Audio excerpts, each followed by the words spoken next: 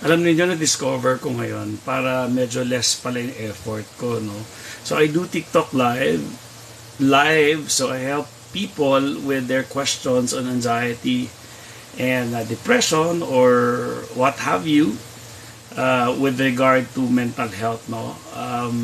So, habang I do this, pwede ko na siyang i-post sa YouTube. At least ito, actual na question and answer with people. So, kaya yung ginagawa ko. Kaso nga lang, since sa TikTok live, medyo mahaba kasi gaya nyo, maghihintay pa tayo ng mga tao with their questions and all. Pero at least, isang effort na lang, di ba? May TikTok na, may YouTube pa. So, yun ang gagawin ko. So, hello everybody. So, dito siguro sabihin ko na rin na my name is Jeremy. I'm not a doctor. I'm not a health professional. I talk about anxiety disorder based on my psychology background and my cognitive behavior therapy certificate from CBT Australia. Ayun, parang pang YouTube din, diba? So, yun ano. My advocacy is to help people with mental health conditions. Yan, no? Kaya ako nandito na. I do question and answer ng libre para kahit papano ay makatulong tayo sa komunidad, lalo na sa mga Pinoy na mga walang access talaga sa doktor o masyadong mahal, walang mga pera. At least may kaalaman sila kasi ang management ng anxiety or even depression is really knowledge, no? Mag-umpisa talaga sa knowledge. Kasi if you have the right knowledge, then nawawala or nababawasan yung fear. Kasi kadalasan ay fear ang nagpapalabas sa mga sintomas ng anxiety at depression, no? And then not sa depression, sa anxiety. Okay? So, fear, no? Kaya lumalabas yung fight, flight, freeze response ng katawan sa danger. Yan yung mga nagpapalabas ng sintomas nyo gaya ng hirap sa paghinga, sakit sa ulo, paninigas ng muscle, pagtibok na mabilis na puso, mabilis na takbo ng isip, hindi pagtulog, no? So, yun, no? At takot na lumabas, takot na pumunta sa mga grocery, takot na sa mga matataong lugar. Kaya naman, pag nagkaroon ka ng kaalaman, no, pati rin yung anxiety, yung sa, napupunta rin sa health anxiety, nagbabody scan na. So, pag nagbabody scan na, gaya nung sabi ng follower ko last time, sabi niya, kasi bakit dati wala naman to, ngayon meron, sabi niya sa akin. Sabi ko, kasi dati, pagkagising mo pa lang sa umaga, nasa isip mo, excited ka na pumasok, saan man, sa school, excited ka na sa almusal mo, iniisip mo na kung ano yung babaunin mo, ano yung susuotin mo. Pero nung nagkaroon ka na ng anxiety disorder, pag-isip mo pa lang, nagbabody scan ka na. So you see the difference? It's your body scanning, yung titingnan mo na, yung nararamdaman mo, gano'n, no? Tapos lumalabas yung mga fear mo. Pero kung papansinin ninyo, ilang beses nangyari sa buhay nyo yan, paulit-ulit, lahat naman na kinakatakutan nyo, hindi nangyayari. Sayang yung energy, sayang yung pag-waste nyo ng buhay ninyo na dahil sa fear because of lack of knowledge or mali ang kaalaman ninyo dahil sa kakapanood ninyo ng mga YouTube na hindi naman credible, kakabasa nyo, lahat na lang pinaniniwalaan nyo doon, okay? So with this TikTok live, I hope I spread awareness na hindi po porket yung isang taong may anxiety disorder na nabasa o napanood ninyo, ganun ang mangyayari sa sangkalahatan na merong anxiety or may mental health condition. Hindi po. Okay? Parang as simple as hindi lahat may diabetes, hindi lahat may high blood. So, wag nyo i-generalize. So, pag meron kayong ganong maling impormasyon sa utak ninyo, talagang ma-anxiety kayo. Pero ang maganda dito kasi, kayo mismo magpapatunay sa sarili ninyo na meron kayong ebidensya. No? Ano yung ebidensya nyo? Kadalasan sa inyo, yung hundreds sa inyo dyan, or thousands of people with anxiety disorder, ilang taon na, ilang buwan, ilang taon, pero never nangyari yung kinakatakutan nila. Okay? Merong ilan-ilan siguro kung mabibilang lang natin yon, no? Halimbawa, may isa akong follower, sabi niya sa akin, 7 taon na to, natatakot ako matayin. Sabi ko sa kanya, sa loob ng 7 taon, ilang beses ka lang hinimatay? Wala pa. So, kailan kayo himatayin? Sabi ko sa kanya, kailan kayo himatayin? Sabi ko, nga, no? Hindi ba nakita yung ebidensya na yun sa loob ng 7 taon na ginagago ka lang ng iyong pag-iisip? Binubudol ka lang ng inyong pag-iisip, di ba? Sabi ko nga, ang usual kong sample ganito. Kapag may nag-text sa inyo na halimbawa, uy, user 13, nanalo ka ng 1 million pesos, pero bago makuha yung premium mo, user 13 o Peralta Rain 21, magpadala ka muna sa akin ng 1,000 para mapanalunan mo yung 1 million. So, ikaw ba ay magpapabudol? Ngayon ko ang sagot ninyo ay hindi, dapat ganun din ang inyong interpretation sa utak ninyong binubudol kayo. Pero syempre, hindi ganun kadali yun kasi kailangan alam ninyo na wala talaga kayong problema through the right knowledge. Okay? So, yung mga tao dito na ngayon lang kakapasok at medyo na-interesado kayo sa sinasabi ko, pwede nyong akong sundan sa YouTube channel ko. Doon ko pinapaliwanag ng iba't ibang mga scenarios ng isang tao may anxiety at pwede na sa depression yon. Kung ano yung pangalan ko dito sa TikTok, yan din yung pangalan ko sa YouTube channel ko. Okay? So, modesty aside, sinasabi ng mga comments doon, natulungan naman daw talaga sila ng Dedio. So, ang ganda kasi natulungan lang sila, hindi pa sila gumastos. Okay? Pero then again, ito ay huwag gamitin na diagnosis. No? Kailangan magpatingin talaga tayo sa doktor. Kasi halimbawa, yung hirap nyo pala sa paghinga, hindi naman pala talaga anxiety yan, talaga may problema ka pala sa lungs at pinabayaan mo, ano mangyayari dyan? Pwede lumala talaga yan. Kaya better, pa-check up talaga sa doctor, sasabihin ni doctor na, wala ka namang sakit, then it could just be anxiety. Okay? So kapag ganun na, di anxiety lang, madali naman i-manage yun, gaya na yan. Napapakinggan niyo yung tamang kaalaman dito, yung kadalasan or doon sa karamihan ng mga followers ko, base sa comment nila, ngayon nakakalabas na daw sila ng bahay, hindi na daw sila nagpa-panic attack. You see, so medyo effective siya. So kagandahan kasi yung mga pinagsasabi ko sa inyo, kasi medyo scientific tayo. No? Ako po ay nag-aral talaga ng cognitive behavior therapy sa Australia. Wala pang pandemic noon. Okay? So talagang face-to-face yung aking pag-aaral doon. Kaya nakakatuwa.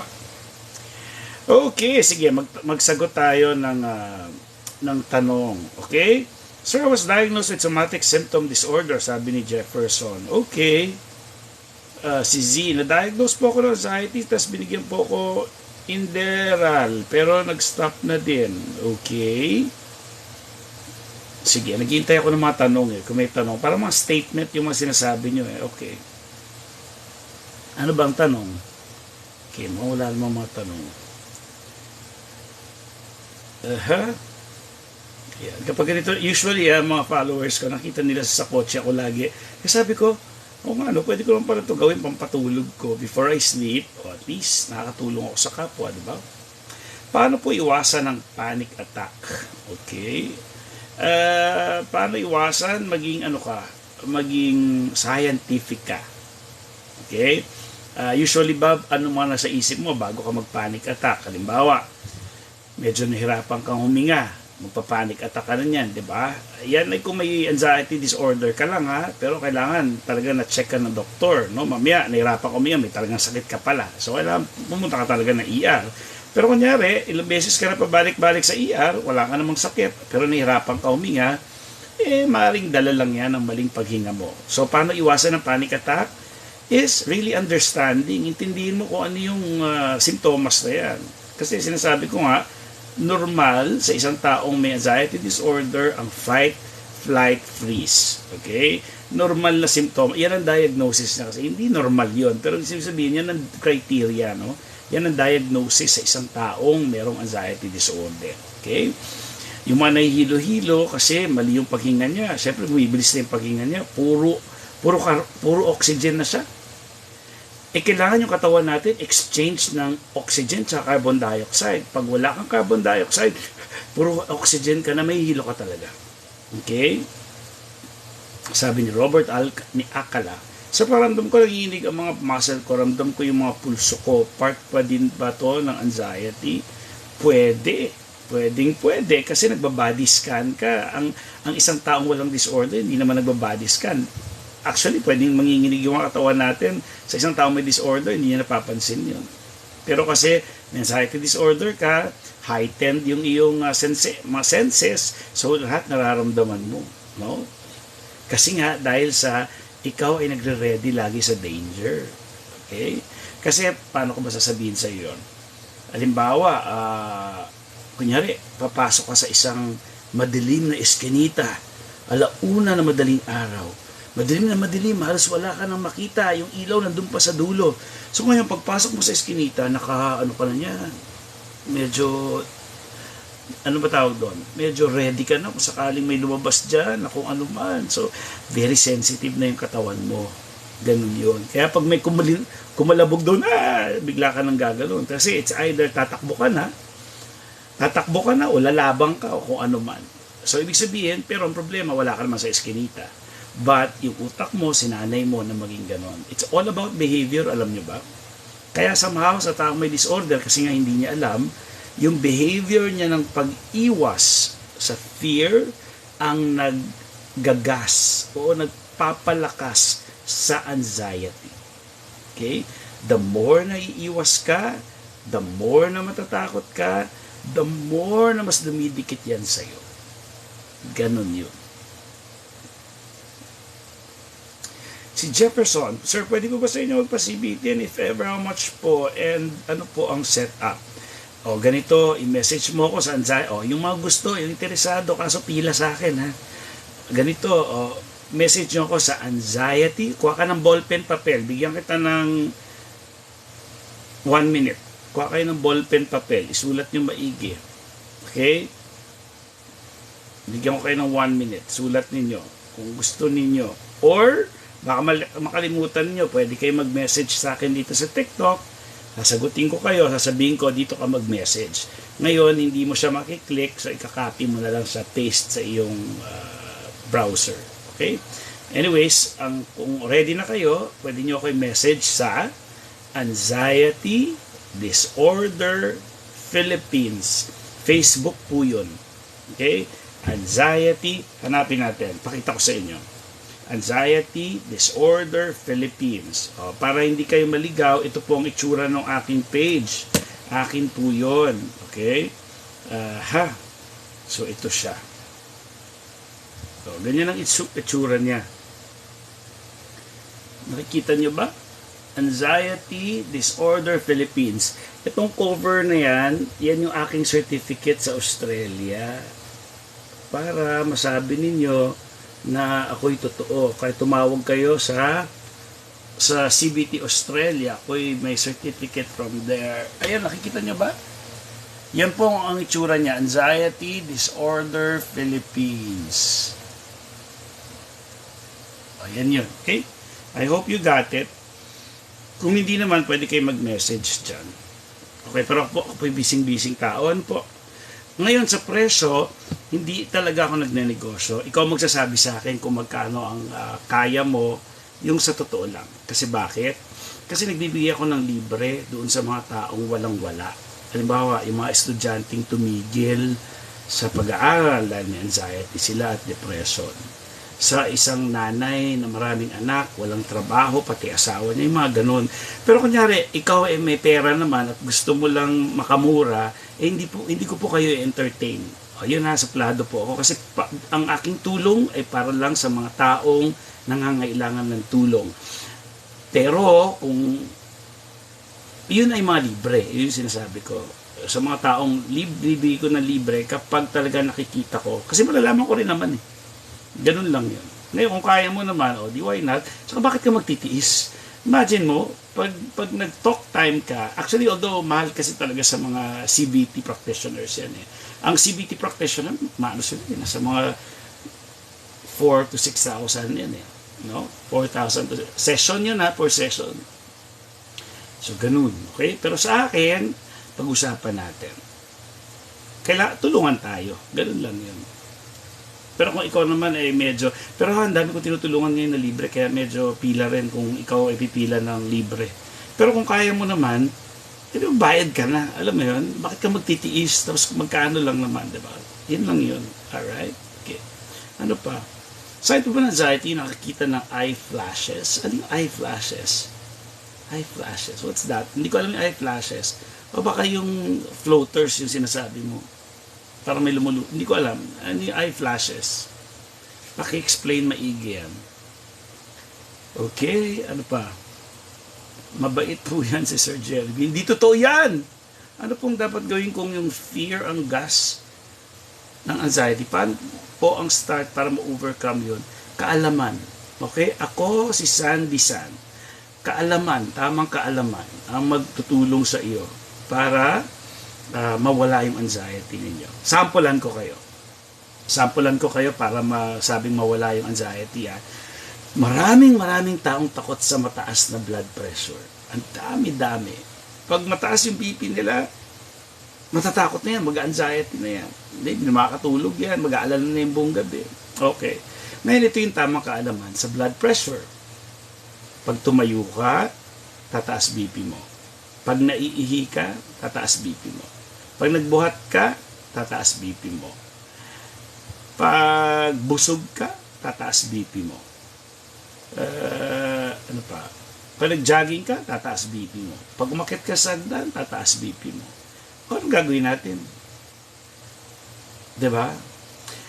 Okay lang tumaas ang BP o kung galit ka, tataas ang BP mo. Okay lang tumaas ang BP kasi kailangan ng katawan yon. Halimbawa, si Heidelin Diaz, di ba, weightlifter siya. Tuwing mag-weightlift siya, tataas BP niya. O ano nangyari sa kanya? Okay? So, delikado lang ang mataas na BP kapag nagpapahinga naman kayo, wala kang ginagawa, no anything, hindi kayo galit, relax kayo, pero mataas ang BP ninyo. Na yun lang. Okay? Kaya ang gagawin nyo dyan, ang doktor, sabihin sa'yo, pahinga ka muna at least 5 minutes bago kakuha na ng BP. Dapat hindi ka rin nagsasalita.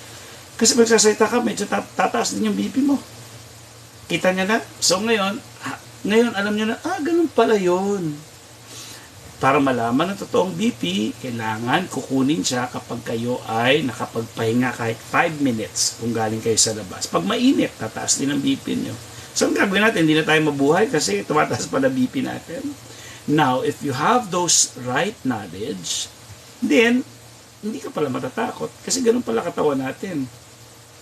Intindihan niyo? Kasi kailangan siya ng katawan. So, ibig sabihin, pinapataas na yung blood pressure mo para kung halimbawa, kailangan mong tumakbo mula sa isang kalaban, tataas BP mo para makatakbo ka ng matulin. Diba?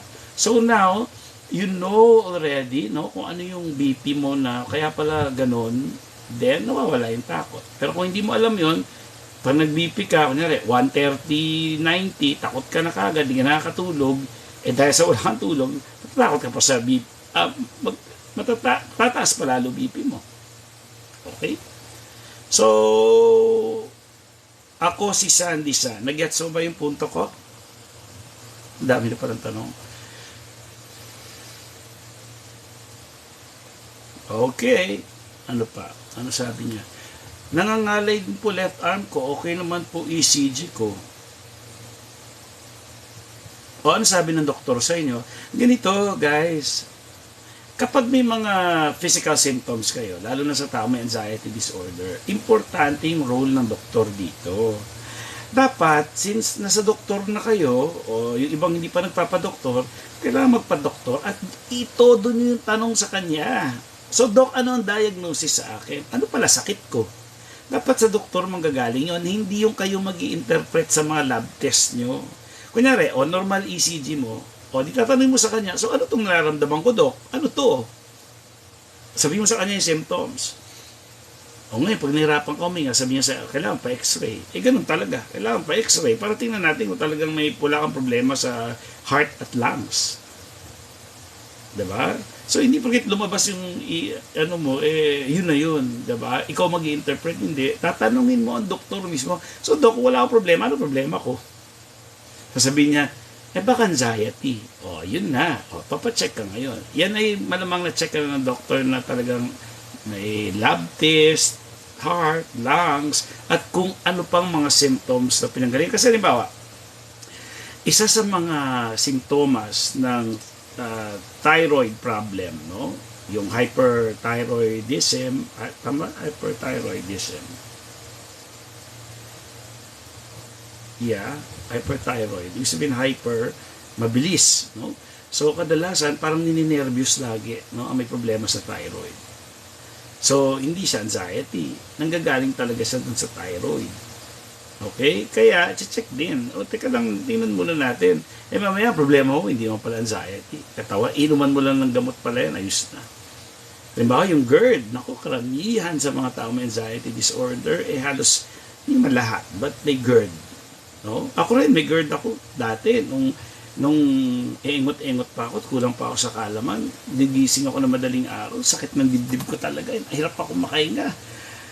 Sugod ako sa ER niyan. Anong nangyari sa akin? Ganyan. Kaya pala GERD ko, yung acid ko, makakit niya sa dibdib ko. Tapos hirap ako niyan. Alam nyo ngayon, dahil sa kaalaman ko, wala na. Pag kunyari, masakit dibdib ko, hindi hirap ako makahinga, tatayo lang ako, inom ako lang, akin lang to ha, hindi kailangan sa inyo, sa akin effective kasi. Hindi to, ito yung gamot. Iba-iba tayo. Buti na lang ganito sa akin. Inom ako lang ng tubig, ipa-flash ko lang yung acid na umaakit sa akin. Ayos na ako, balik na ako sa tulog. Hindi ako miserable. Kasi alam ko, nag-GERD lang siya. Tanggap ko siya. Parang isang taong masakit ang ipin, magiging miserable ba siya? Masakit ipin niya.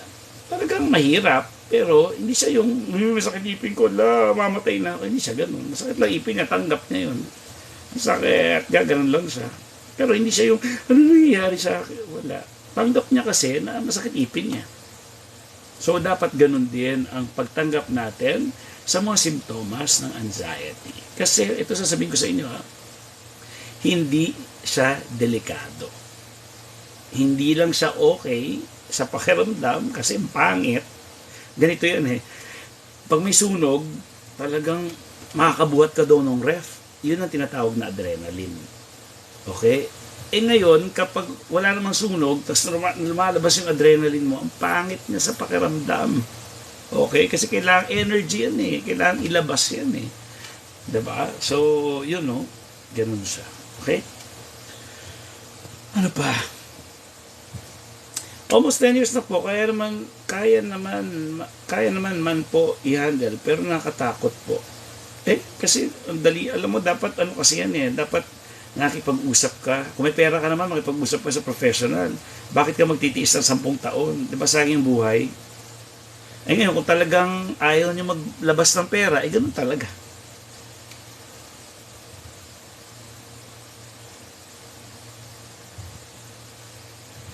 Jonathan Muho, 6 months na ako ganito, hindi ako makalabas kahit saan. Follow my YouTube channel.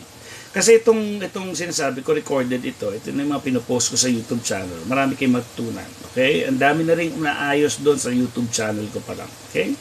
Pero yung YouTube channel ko, sasabihin ko pa rin sa inyo doon na kailangan magpa-check up muna sa doktor. Importante yun. Yung sinabi ko kanina, yun din yung maririnig nyo doon. Tapos, sasabihin ko rin paano i-manage kung ikaw ay diagnosed anxiety disorder, even depression. Ito gagawin. Paano pa nagpa-panic attack? Anong gagawin? Ituturo ko doon yung paghinga. Ang dami, pati mga tapping. Ang dami ko ng tools na itinuro doon. Okay? Ang daming mga tools na pwede ninyong gamitin. At ang pinaka-the best doon yung mga kaalaman. Kasi kung may tamang kaalaman kayo, mawawala ang inyong mga takot. So, pag nawala ang takot, nawawala ang inyong anxiety symptoms. Usually, takot lang yan. Pero ang tanong, bakit ganyan? Wala ko iniisip pero lumalabas pa rin. Diyan papasok ngayon yung association saka yung conditioning. Association saka conditioning. Yan. Okay. So, Jonathan, pwede kang, kung hindi pa kayo nagpa-follow, again, it's all about kaalaman. Pili rin kayo ng mga sinusundan ninyo, ha? Dapat naman sinusundan yung mga yung credible, yung mga nag-aral talaga, doctor, psychiatrist, psychologist. Ako nga sinasabi ko, hindi ako practicing psychologist. Ako po ay graduate ng psychology. May certificate din ako ng cognitive behavior therapy. Parang konti lang kami meron noon sa Pilipinas. Ako ay nag-aral sa abroad mismo. Pero hindi ako practicing kasi iba yung linya ng trabaho ko. Ang ginagawa ko ito lang, to help you, no? Ganun. Ayan pala eh, matagal na ako nakasubscribe. Ayun naman pala. Sino yung sabi na 6 months na hindi makalabas? Subscriber ko ba yun? Kasi parang dapat nakakalabas ka na.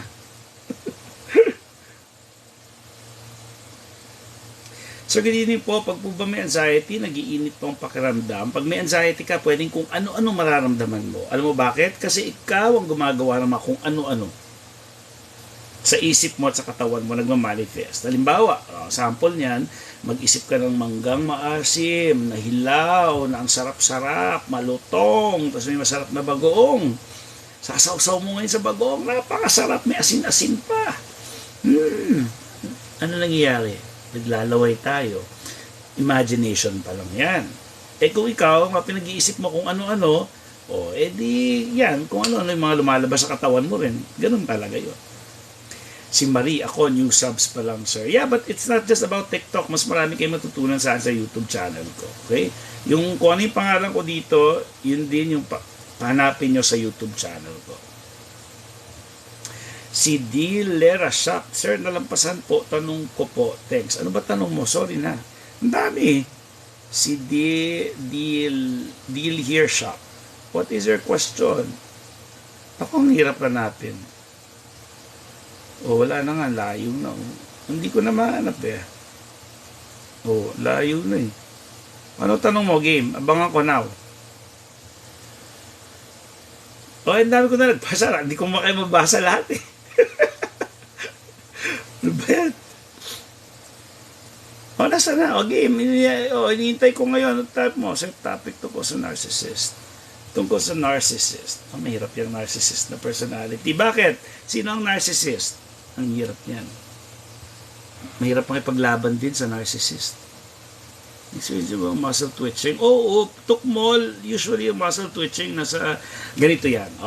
Explain ko sa inyo. Wala na yung tanong ni Deal Shop. Ayan. Kapag po may checkpoint, kinakabahan ako kahit may license naman ako at ORCR.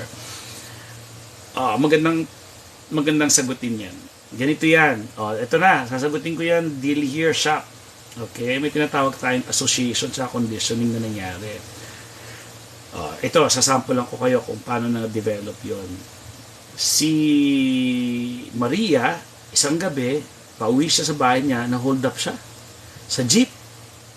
Okay, na-hold up siya. So pagkatapos ng hold up na yun, takot na takot siya dahil na-hold up siya, naglabas ng baril and all. Takot na takot siya, umuwi na siya. Ngayon, ang nangyari, natakot siya sa hold-upper. Siyempre, di ba? Sa hold-upper. Tuwing sasakay siya everyday, wala namang hold-upper everyday eh. Di ba wala? Kaso nangyari, ayaw niya nang sumakay ng jeep. Isipin ninyo yung hold-upper ang gumawa sa kanya noon. Wala naman siyang hold-upper. Ngayon, in-associate niya ngayon sa jeep yung takot niya. Kaya hindi na siya sumasakay sa jeep. Kasi sa kanya, jeep equals danger. Jeep equals danger. Ganon yung iniisip niya. Yun na. So, ngayon, pag sakay niya sa jeep, takot na siya. Kahit wala namang hold-upper. Nawala na yung hold-upper sa picture, pero kinakatakutan niya na hindi niya maintindihan yung pagsakay niya sa jeep. Kasi doon niya na-experience yun. Naintindihan mo? Naintindihan ba yun?